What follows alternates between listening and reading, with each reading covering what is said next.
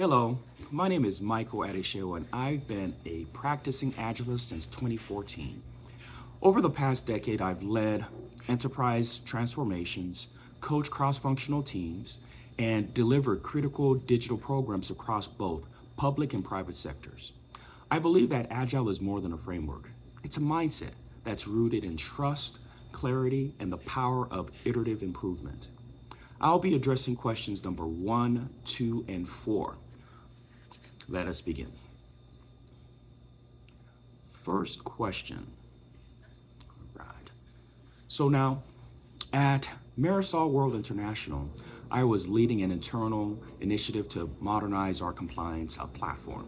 The transformation required us to shift from a traditional waterfall model to an agile delivery structure. One of the biggest challenges I faced was working with the vice president of finance, who was very hesitant about agile. He associated it with unpredictability and lack of planning, which conflicted with his structured, risk-adverse mindset. Rather than trying to push agile terminology, I brought him into our working sessions. I invited him to sprint reviews where he could observe working software and directly engage with the developers. I also presented dashboards that tied agile metrics, such as velocity and burn down, to business KPIs, such as compliance, deadlines, and risk mitigation. Over the course of the 3 sprints, his perspective began to shift. He saw that Agile gave him a greater transparency and quicker feedback loop than the previous methods. I helped him to understand how our backlog prioritized risk mitigation, which spoke directly to his priorities. By the end of our second release cycle, not only was he a supporter, he began advocating for agile adoption in other departments as well. The key to winning him over wasn't the framework. It was actually showing him that agile, when done right, could serve his goals even better than the system he trusted. When I joined Legacy Healthcare Services, I stepped into an electronic medical record system migration that was already well underway, but struggling. The previous implementation had missed several key milestones, and stakeholders were frustrated. Clinicians felt like their inputs had been ignored, and the technical team, well, they were simply overwhelmed. Trust, let's just say, was very low. I started by taking a step back. Instead of pushing forward with velocity, I spent the first sprint holding listening sessions with the stakeholders and the delivery team. I asked open-ended questions. What worked? What hasn't worked? What's the one thing you need to see to rebuild confidence? I used those insights to reframe our backlog with short-term wins: faster login times, simplified mobile access, and clear communication touchpoints.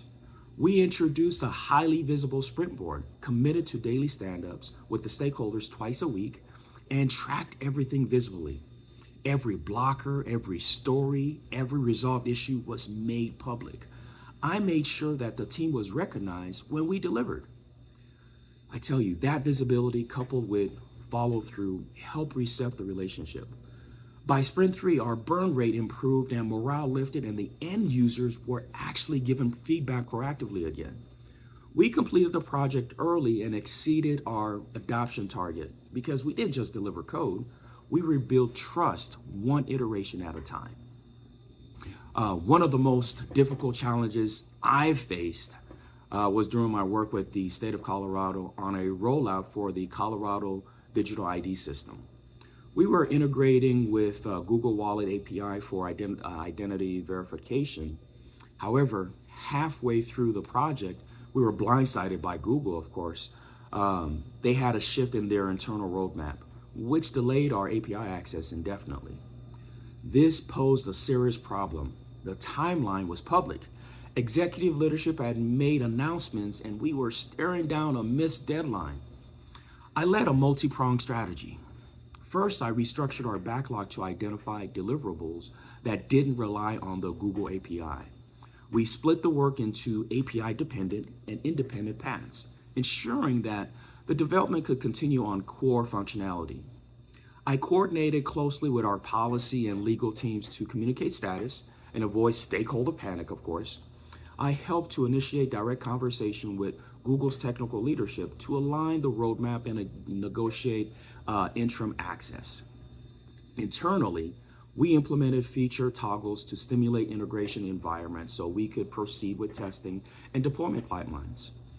Meanwhile, we presented MVP-ready demos to maintain confidence across all stakeholders. The result? We hit our public launch window with a functional, compliant MVP. And when the API access came through, we had launched the infrastructure ready to scale immediately. That project reinforced the importance of adaptability, transparent communication, and using Agile not just as a framework, but as a resilience model under pressure. I want to thank you again for the opportunity to share my journey